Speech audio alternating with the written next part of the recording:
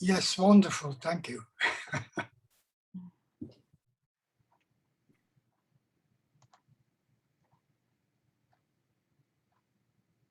Yeah, I knew about it from Noel and Bob.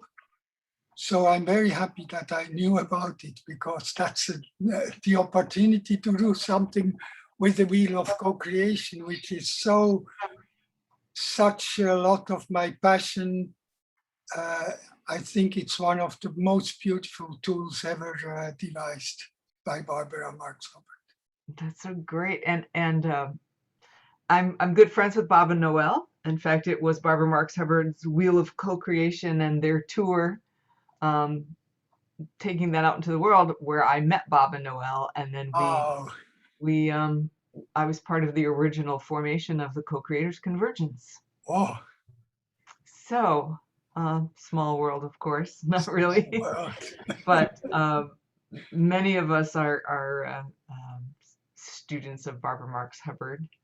And so thank you for bringing it. And for whoever will be hearing their recording, we welcome you here, and we're glad you're here on this World Unity Week, where the theme is let's do something. And today it is gratitude, the theme of gratitude. So let's join in the wheel with Fried, and thank you so much. And please forgive me if I go off.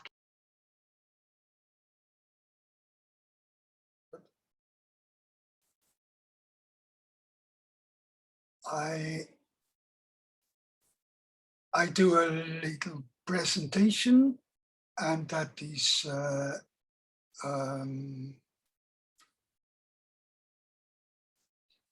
one of the possibilities of the wheel of co-creation. The wheel of co-creation was developed 40 years ago, or in the time of 40 years, by Barbara Marx Hubbard. Barbara Marx Hubbard was an evolutionary person who brought co-creation into the world, into practicality. And she had a lot of different courses and initiatives, because she wanted to network with everyone. That was her biggest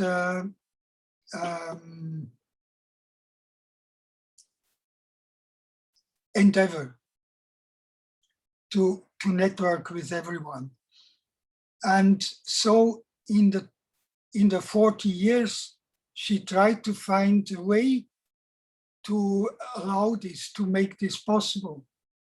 And she came to the wheel of co-creation. And I see the possibility that it's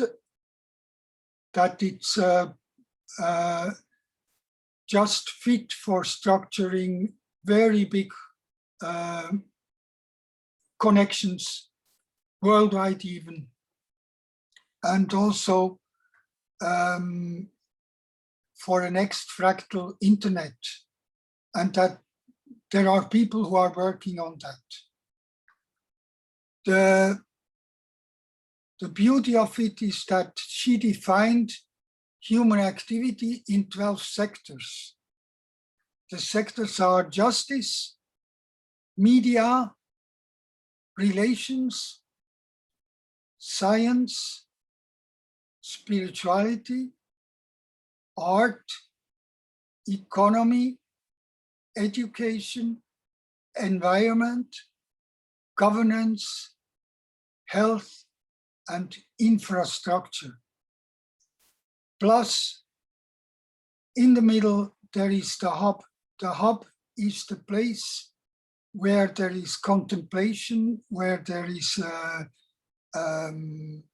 silence, where there is resonance field. And the hub is very important for the wheel of co-creation. you may feel attracted to one of the sectors immediately, but otherwise you could go in the hub and reflect on what is the field that calls most. What, looking back into our own life, what, when we look at the pivotal moments, what is is there a field which comes up every time, which is calling us, which is teasing us, which is of special interest, where we get connected, where we have work to do, where we did work in, where we meet always people of a certain kind. And that would be probably then one of the sectors where we have the most affinity with it.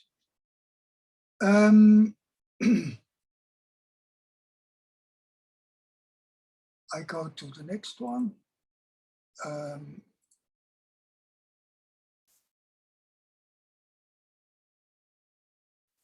So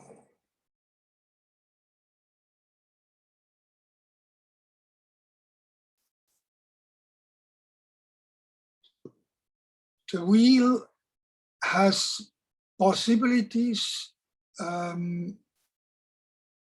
for any initiative or whatever governing structures, large organizations, archives, extensive catalogs, whatever, to use the wheel as a checklist to spot missing parts in the setup. So it's an inclusive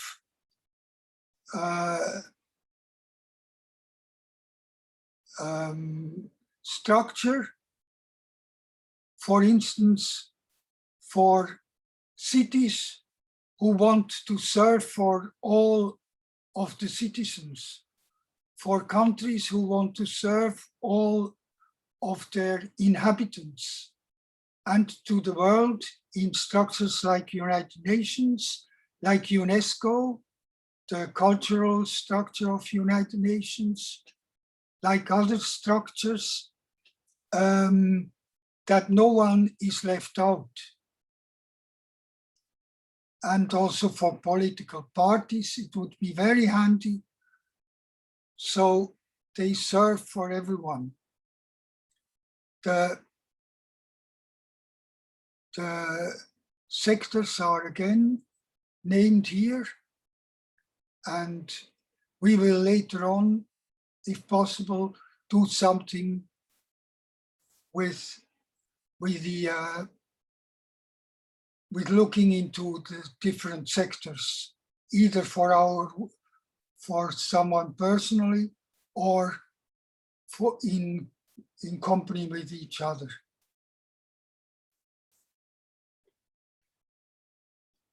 So Barbara, who was a great evolutionary soul, and she's lovingly remembered. She died 2 years ago. And here is a picture on her 83rd birthday, 22nd December 2012, when she declared, "Birth 2012, a new world begins." Many have prophesied that on 22nd December 2012, the world will end. That was an old Mayan prophecy, they said, but of course that was not true. The world did go on.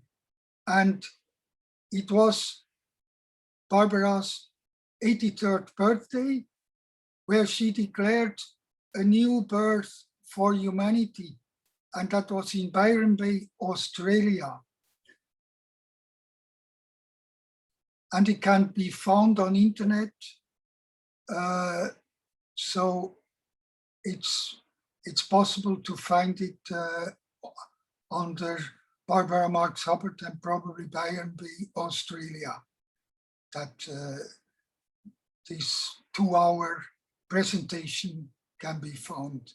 And after 1 hour, she presented the wheel of co-creation and also did a process with the ones who were present to go into the wheel, to connect, to map, track, and connect what works. The wheel can be applied for events, and we have had a design for an outdoor activity. It was changed later on, so it never happened, but it's good to think about it, to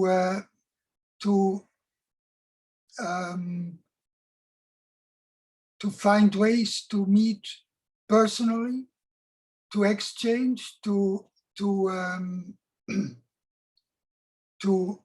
look into what would you like to co-create and learn from another. And already by applying, it can be done in that people can put their field of interest at the application form, and then they will get name tags with a colored dot of the field of their preference. So that is a possibility to use, and it will be a meeting which everybody will remember for a long time, I'm sure. And friendships for life will be made in this way. We have a community in the Netherlands, which is Culemborg, and Lanxmeer is an eco-community, and they have used the wheel sectors to organize their community of around 300 households in the similar fields that are Barbara's. So this would be art, education, spirituality, justice, media, infrastructure, relations, economy, health, energy, or justice, governance, and science. There are some overlaps here, but it's almost exactly in the name of what the wheel is, what the wheel of co-creation is. In Amsterdam, Amsterdam was overwhelmed by tourists, and they had to find a way to not go the way like Venice in Italy was going, which is a totally devastated city, only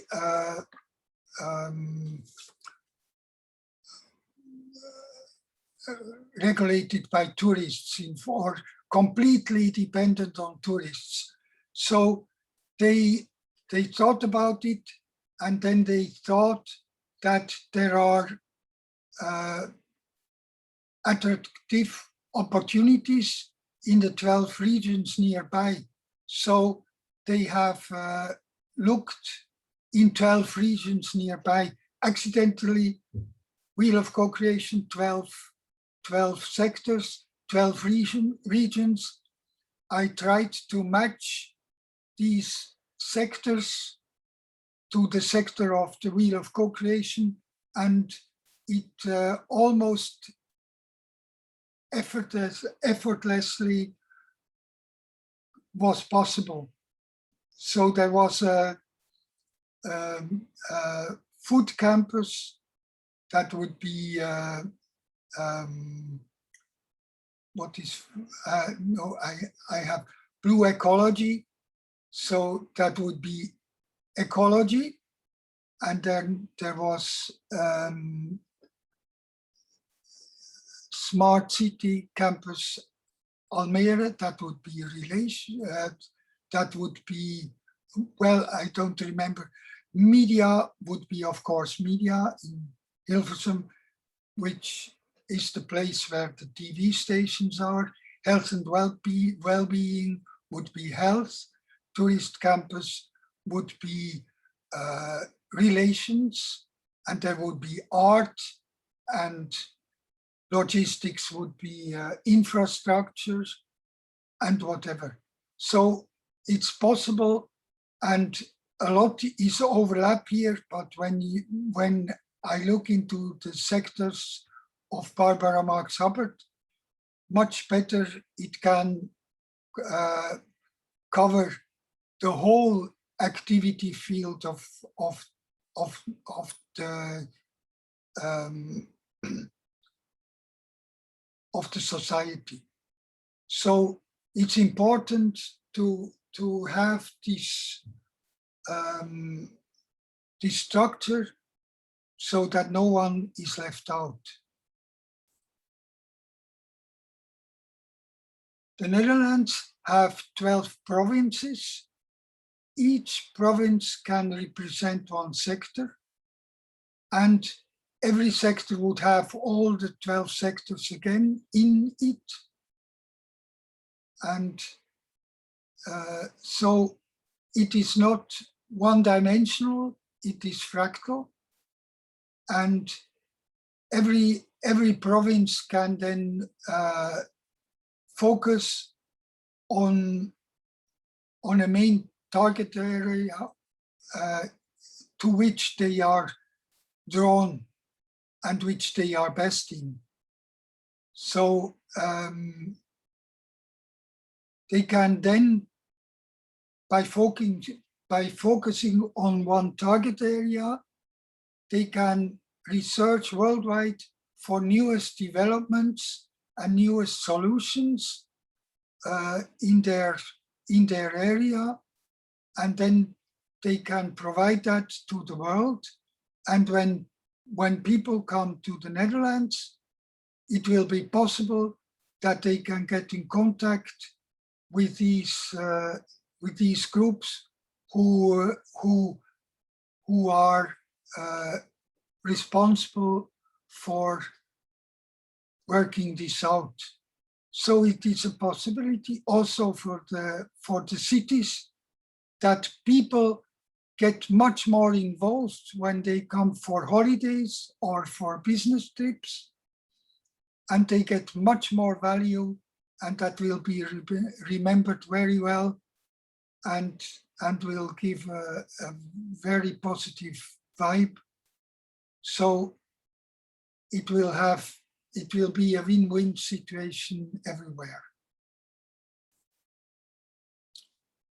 The European Urban Agenda had defined 12 priorities, and these 12 priorities can be matched again to the 12 sectors.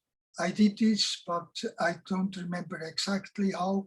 It was not so easy to match it exactly because there were a lot of overlaps, but it is possible. So again, by matching to the 12 sectors of the Wheel of Co-Creation, all the priorities, themes can include everyone. And EU is certainly an organization that wants to include everyone. So we tried to bring it into the EU, but it's not yet done on this way. So that is still something which is on the back burner.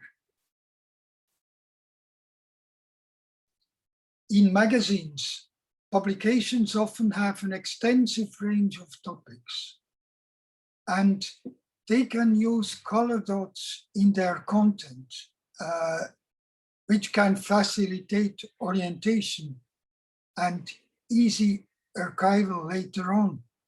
Or on their websites, they can use the structure of the wheel of co-creation so that their content can be found much easier. And when someone comes to the website, it's so much more pleasurable to find what they want to find, to get engaged, to exchange, to contribute, to get inspired, to add. So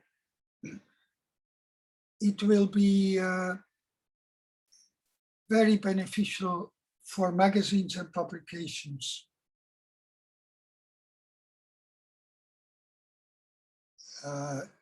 Certainly, and that is about the big data. Magazines and publications have huge amount of data, which is almost not accessible.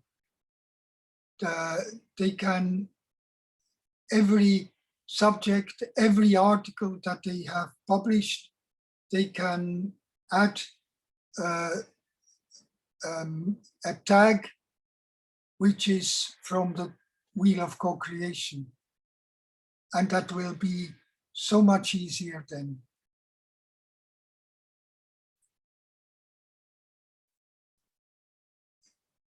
The Thrive 1 movie, which many people know about it. It's seen about 100 million times by now. Barbara Marx Hubbard explained the wheel of co-creation, and she was featured prominently with what she had to say about her work on evolutionary spirit, evolution of humanity. The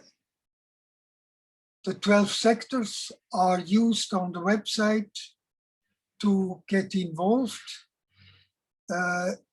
Not a lot is done with it, but there is some very interesting information there.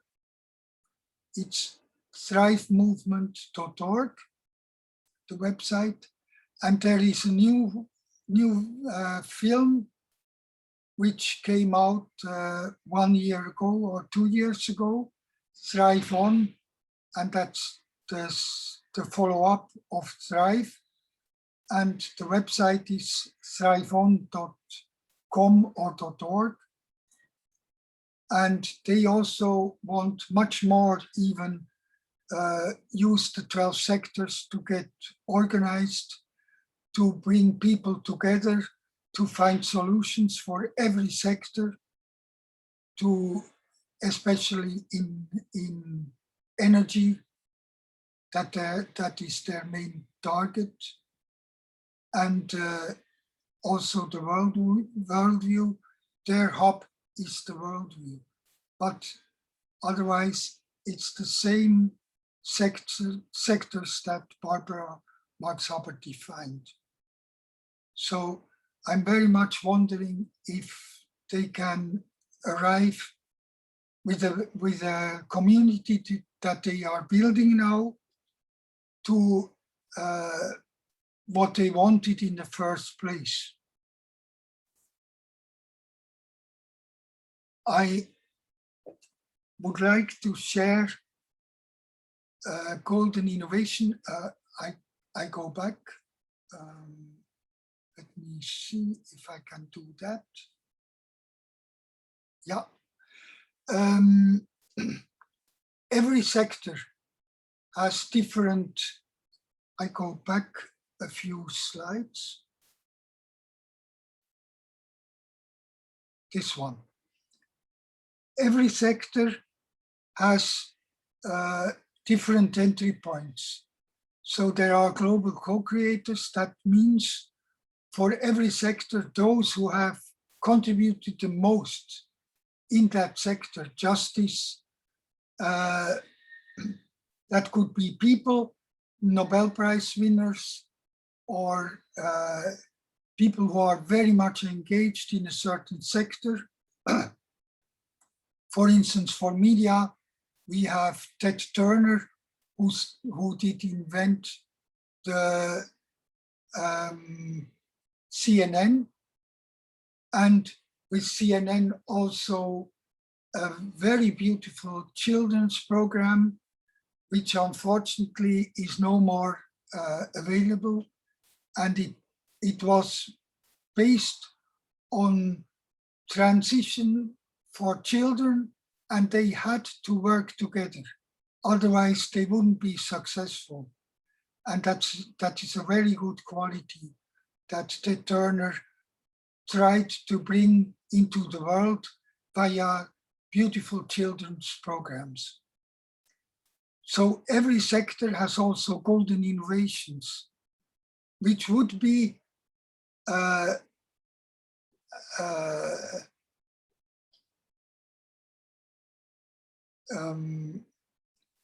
defining ideas which can which can redefine a complete sector.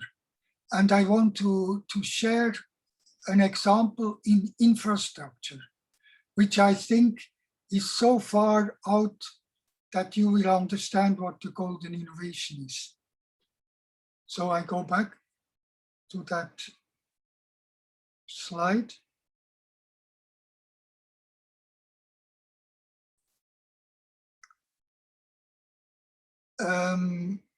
It is based on an initiative called for by Rand Corporation in the US. And they said Palestine needs, there is no Palestine at this moment. So if to go further, there needs to be an infrastructure, a Palestine, a viable Palestine needs everything.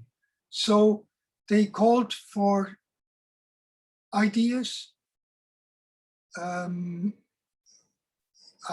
can read here, creating a successful independent Palestine state poses a wide range of political, economic, social, and environmental challenges. Since 2002, a multidisciplinary team of experts from the Rand Corporation has been working with Palestinians, Israelis, and the international community to develop an in-depth and comprehensive nation-building plan to address these challenges and facilitate the state's success. It was an American corporation, architecture office, Sussman, who developed the plan, which they called the ARC. I try to go to the website.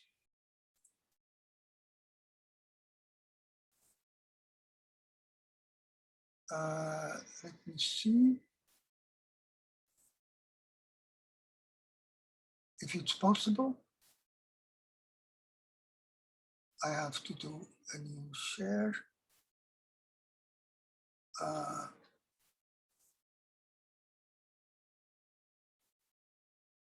No, it's not possible, sorry. I have to.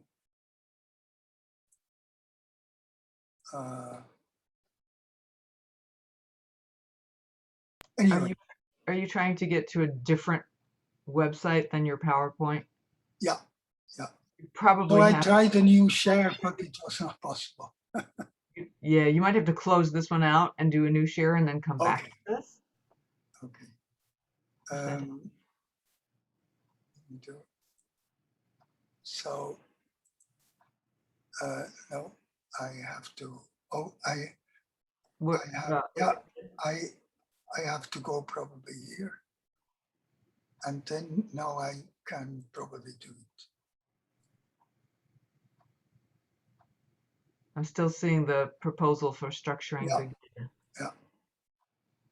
Yeah, now it's possible. Okay. So I don't know if it works, that the sound is also going on, but this is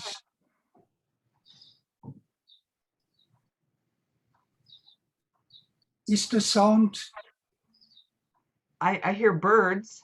yes, There you go. yes. Okay, great.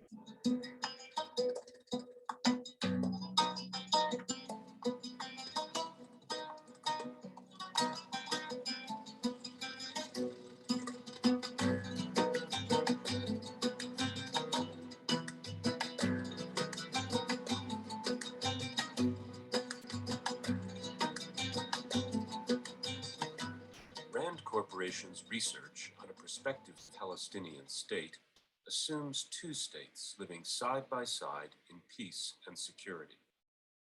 For the purpose of analysis, Rand also assumed that the Palestinian state would be comprised of two parts based on the pre-1967 borders. The land area would be relatively small. It is a 9-minute video, so I hope that you can bear with it. But the population is expected to grow quickly to more than 6 million people. The large population in a small area means that Palestine's population density would be exceptionally high. The land will require careful planning to create a sustainable living environment. Gaza is extremely crowded and will not be able to absorb many more residents. Most of the new population will need to be absorbed in the larger West Bank, whose cities can absorb at least 3 million new people at moderate densities. The closeness of the cities will allow them to function as an integrated region, similar in scale to a region like San Francisco Bay. The cities are located in complex terrain that is often steep and hilly. The curved line of the mountain ridges forms a natural arc in the landscape, which could link the cities together. But the existing roads are inadequate for a modern state. The arc is a public infrastructure corridor which ties the cities of the West Bank together and links the West Bank to Gaza. It could help a Palestinian state succeed. The arc corridor would include a fast train connecting Rafah in southern Gaza to Jenin in the northern West Bank, in just over 90 minutes of travel. On the outskirts of each city, the arc centers on a new train station surrounded by a modern business district.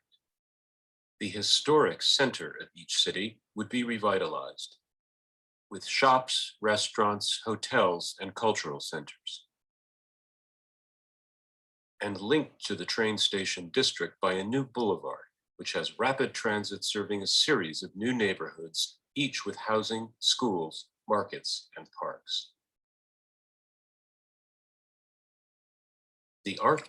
So the interesting point is that there is almost nothing in Palestine. And with this project, a whole country would be built.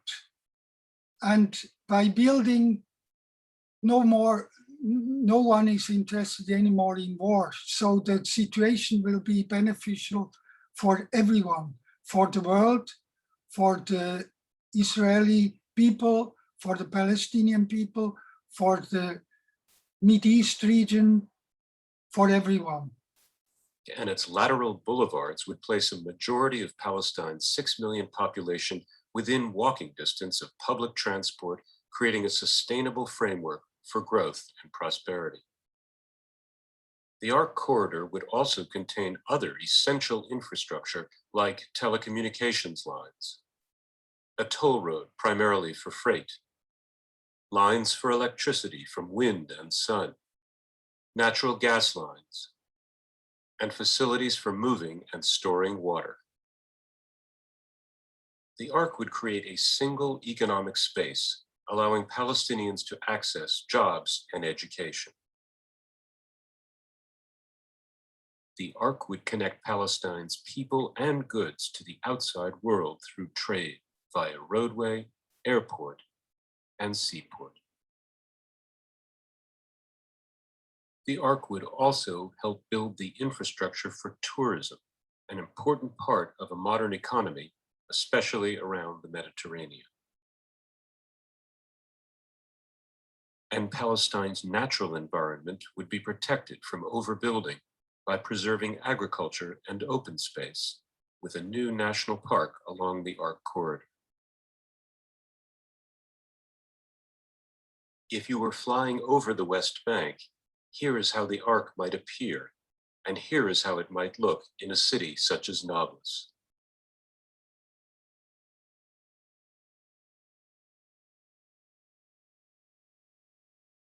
The ARC corridor and train station are located outside the existing city center, but connected by the transit boulevard.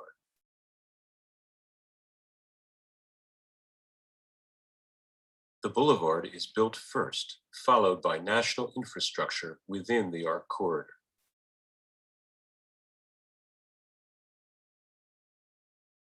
Along the boulevard, complete new residential districts help absorb the growing population. Around the train station, a new business district develops as the historic city center is revived. The old city and new districts merge to form a single metropolis, with public transport in walking distance of nearly everyone. An industrial zone near the station offers easy access for employees and goods. Finally, the National Linear Park provides facilities for sports and recreation. The ARC focuses on improving the quality of life for all Palestinians. Throughout history, infrastructure has helped other nations prosper, with large projects comparable in scope and scale to the ARC. Can be alleviated with very feasible short-term projects on a demonstration basis. Within 12 months, improved bus stops and transportation centers in multiple locations could provide comfort and dignity to public transport. Within 24 months, new buses and rapid transit routes could offer faster, more comfortable service for travel within and between cities. And within 36 months, transport improvements could enhance the quality of life in neighborhoods while encouraging the construction of much-needed new housing. Larger projects such as intercity bus stations at the edge of several cities could later be converted to train stations along the line of the ARC. These practical first steps are held together by a vision of a future Palestinian state. That vision has been warmly received by many Palestinians and others in the region. It can provide a blueprint for physical improvements and offer tangible tools for diplomacy in search of peace. For more information, please visit rand.org/Palestine.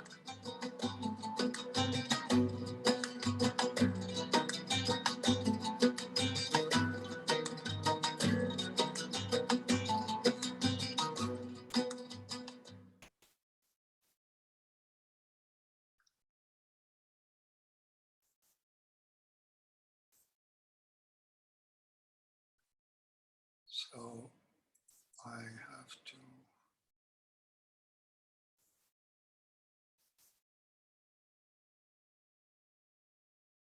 stop share.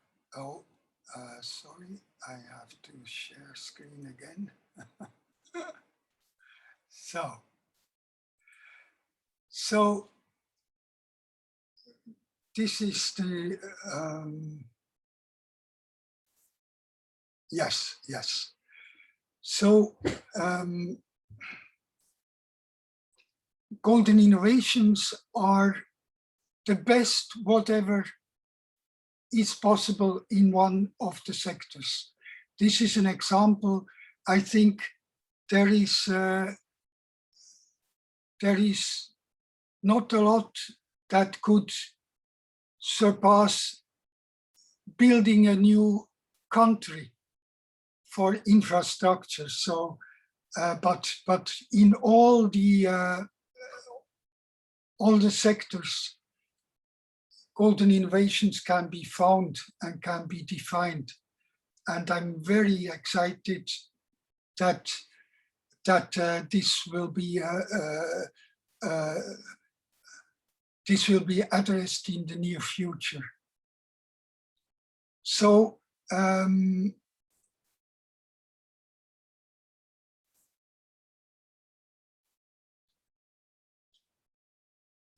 it is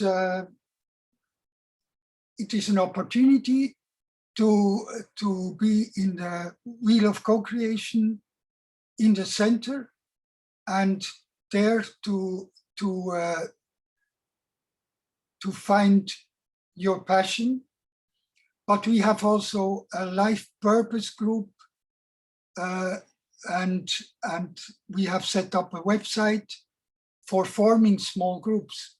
Small groups help very much, and it's partially based on what was her name? I forgot her name. Lynn McTaggart, the groups of 8. But Barbara independently also had worked with this, and she worked anyway also with Lynn McTaggart. So when we were in a workshop with her, we started small groups of 8, and we had a 90-minute weekly Zoom call, and we thought it is so beautiful that we wanted to offer it to everyone. So we have made a website, lifepurposegroup.org, so that people can find 7 others in a certain moment when they have time, so that they can, throughout the world, join a group.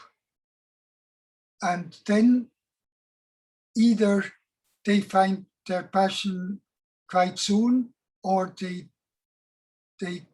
contemplate to find it later on. We have also in this group possibility or a suggestion that people do a deep dive once in such as in a month or so, and then repeat it every second month, because when there are 8 people, that would be every second month, every second meeting. So that would be a little more, but a deep dive would be that the whole group listens to one person and just listens for half an hour or even an hour, and then later on gives comments what they have heard or ask more comment. And the person who does the deep dive goes back into their own life and tell about what motivated them, why they are born eventually here on earth, why they are born in this time, why they are born in a certain place, and so on. We have explained it a little bit on the Life Purpose Group website. So it is an opportunity to learn about oneself and about each other in a way that that is very pleasurable and very deep, very very transformative.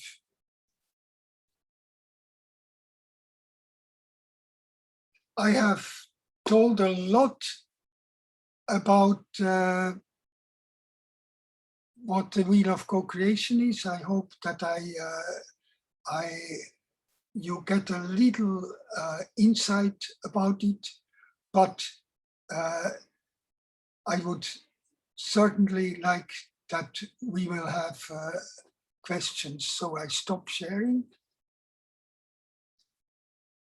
Does anyone have a question or a remark or an inspiration or something that they are also? So if you want, you can open the video, show video.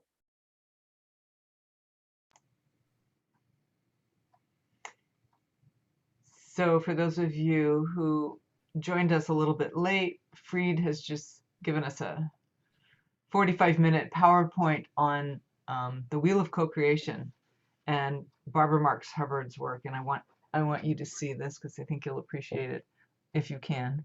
Oh, yes. This is her Wheel of Co-Creation. Yes. And I mean, we love Barbara. You've given us some great things to think about, and I love what's that project in Palestine. Yes. In Israel. I wonder, you know, what year that video was made and what's going on right now currently. 2002, the video was made. Yeah. So it would be exactly the good time now to realize it. And I can say that there is a city, a new city in Palestine, Rawabi, and that gives a view what is possible. That new city that will be 50,000 people, and part of it is built now. And it is a beautiful, beautiful city.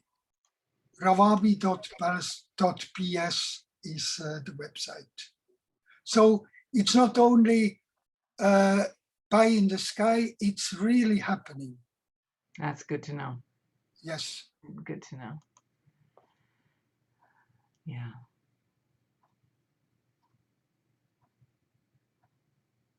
So people are joining, I think, for the next hour, and we have about 10 minutes. Okay. For people to comment. And if you've just come on and you haven't heard Fried, you might not understand exactly what he's been talking about, but it is Barbara Marx Hubbard's work and the Wheel of Co-Creation that she's guided so many. I myself am a agent of conscious evolution. So. Yeah, me too. Yeah. And I remember you. And I was with, that's probably why your name is familiar, Fried. And I was with Barbara Marx Hubbard on her 85th birthday, I think it was. Okay. She did a lot of work with us here at Conscious Chicagoland in Chicago. And she died on 1 year, this very same date that my mother died. So I feel like I lost on April 10th. I will never forget it. So I feel like I lost two of my mothers. You know, so many people call Barbara the mother, and yeah. Just a year apart. So I know she's talking to all of us, and it's so wonderful that you're carrying her work forward, Fried, this way. It's beautiful. And I understand that your resonance field here, what is it called? We're in the connection field. Connection field that is also inspired by Barbara, I think. Yes, well, Good of the Whole Boba Noel, yes. was birthed from a relationship that the founders had. Julie and Shelley worked with Barbara, and I worked with Barbara. Yeah. So yes, I remember them also. it's coming full circle. It's really important, and the good news is we're doing it. We are doing it. Yes. So I wrote down your lifepurposegroup.org website, and we'll share that more in the Good of the Whole so people can find Good. it. Good. It's all about expanding this field, and I think that being World Unity Week, this is Yes, what it we're is doing. such a wonderful opportunity. Yeah. Yeah. So we'll give an opportunity if anyone else would like to share or give some feedback to Fried. I'll go on mute.